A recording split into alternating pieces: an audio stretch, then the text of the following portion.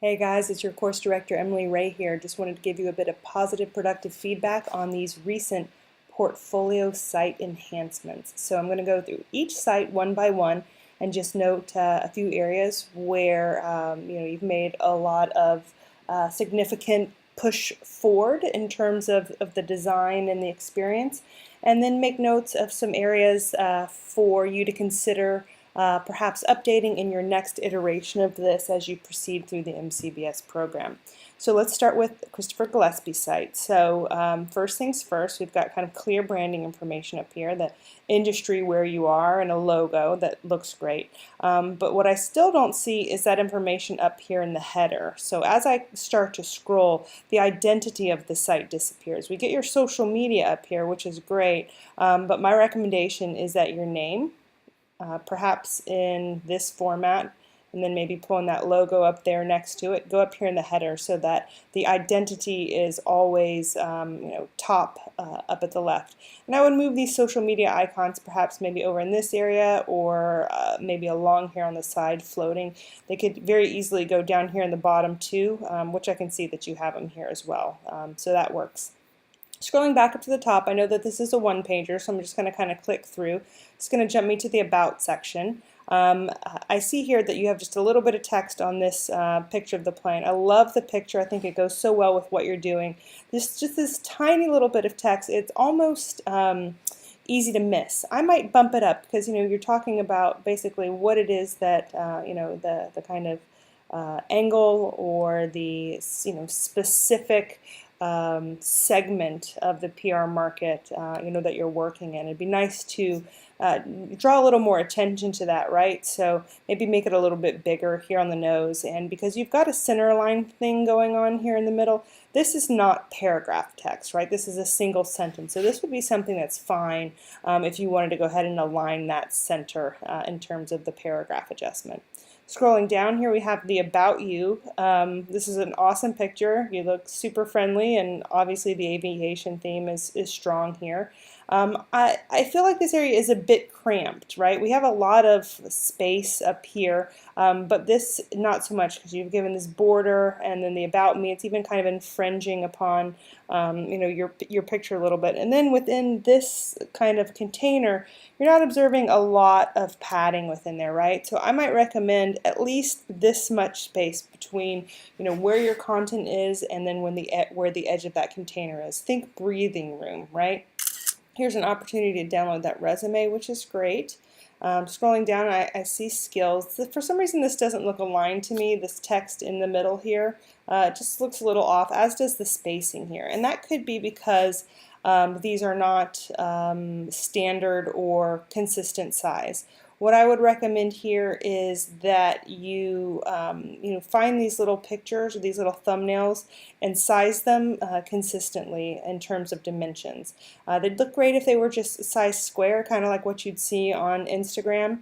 The other thing too is you put these white borders around it, which kind of sets them apart, but then on this one it looks almost as if it's missing it, although we know it's not. It's a trick for the eye because it's there, but it looks, it stands out as being different, even though it's not. So that might be something for you to check out. So in the experience section, we've got kind of your background. We've got the aviation theme going strong here. This kind of jagged alignment, where some of it's right aligned, some of it's left aligned, it doesn't really bode well. It looks messy, right? Like this area here, I know that you're trying to tie this text to this very large dot, going on here, but it just kind of falls flat in that case. Can you, I'm wondering, just left align everything here? It would give it a much cleaner appearance. Again, think about that breathing room, right? So the content goes really close to the edge here. You want to make sure that you have consistent padding, consistent spacing between the content and the edge of the container that it's in. We've got your education. I'd say that this color text on this kind of light green background is a little bit hard to read. It's a little jarring on the eye. The white looks quite good contrast there. I might stick with white in this area. And we've got quite a bit of scrolling here, wondering if you can maybe make 2 columns instead of kind of pushing it down this way. In the portfolio section, we've got some of your projects. I like that we have the branding, and then you tell us kind of each particular the aim of the project or what the assignment was, and then I have the opportunity when I click on it, it brings it into a nice light box effect, and then I have the title of what you've done here. If possible, I'd add maybe even a description, that talks about what it is that you were tasked with doing, or what was the problem and how did you solve it with your design or with your work. So scrolling down. The placement of these things, they look a little scattered, right? Wondering if there's a way that you can, maybe bring this stuff up into more of a grid type format, which would just make it a little bit easier on the eyes. And again, we have the chocolate sizzle reel, we have the Miami sizzle reel, but even though this is your work, I don't know what you're trying to show me. Is it that you make videos, that you're an editor, that you are a videographer, that are you the on-screen talent? Were you the storyboard artist? I need a little bit more information to help understand what it is that you've created and what it is you're trying to show me about this here on your portfolio. In the contact section, we have just basic form and then ways to get in touch and also your social media. So, everything is here, Christopher. Like, there's so much goodness. This is definitely a positive push forward from the last version. But still a few things I want you to be thinking about for the next time you pick this up. But high five on some really awesome changes, and let's keep working together. Here we've got Coral Site, and I remember this color scheme from the first time I saw this last month, which I really enjoy. It's kind of a dusty rose or coral. But the logo is so small. We have this giant white space up here that's not even really being utilized. I noticed here on the contact page that we see this logo in its sort of full glory in this area, and it looks great. In a bigger size, we get kind of the texture on here and the detail. So I would really like to see something bigger going up in this space to take more advantage. I mean, like, that doesn't even look too big to me. As I kind of drag this one up there. One thing, kind of a note about the logo too, I would center align this media specialist underneath your name. Don't drag it over here so that it doesn't align with, that it sticks further out to the right there. We can go back to the home page. We've got some contact information up here. Wondering the choice of putting your phone number up here and then social media here. They're both contact and you're kind of highlighting them in different ways. Wondering if that's thoughtful or purposeful. We've got your name again and that you're a media specialist. This is a big paragraph of text, so it's going to need to be left aligned just for the ease of the readability there. We've got a pull quote and some great image to go along with it, and then contact information again, down here in these ways. Scrolling back up, we got your resume. So here, we just see a pretty kind of large or a long stack of lists.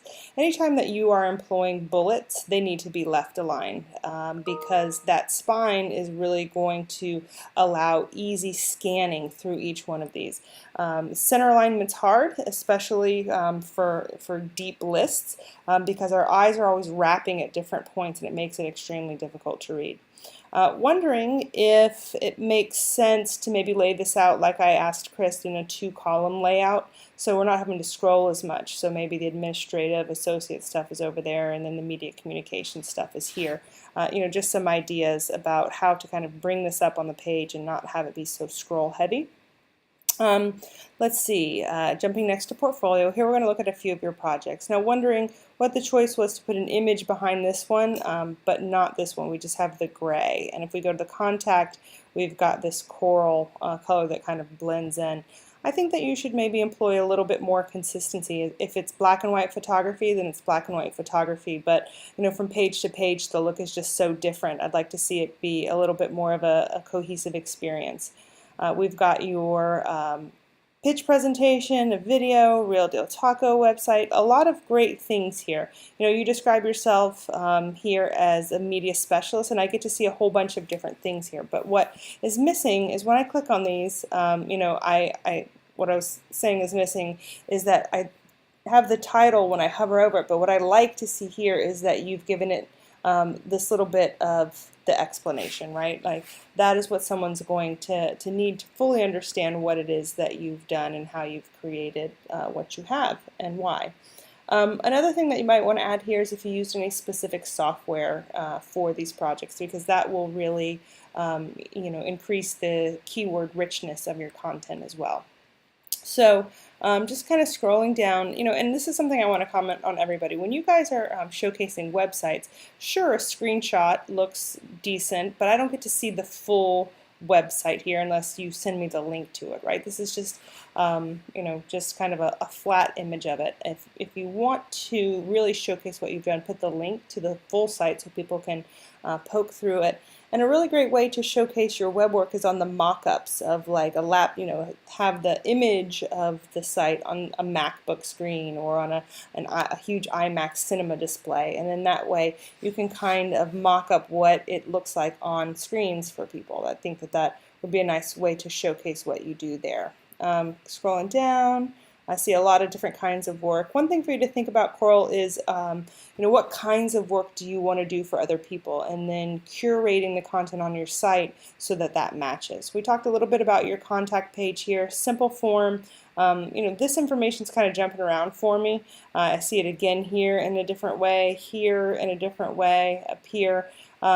Maybe kind of make that make one central spot for these things, because let's say your phone number changes. Now I have to go back to like 1, 2, at least 3 different spots and remember, you know, to go ahead and update that. The cool thing about the web is that you can always link to the page that has that information, and if that information changed, you just have to change it in one spot, right?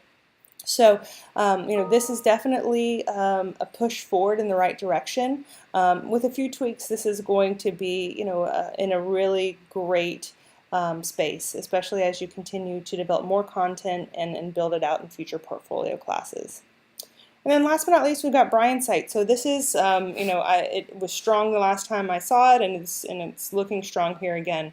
This logo in this section here kind of breaks up this nice kind of spacer, and it kind of makes this look crowded. My recommendation here is maybe, you know, put the logo up here in the header, shrink it down a little bit, and then have your name on the other side of it, right?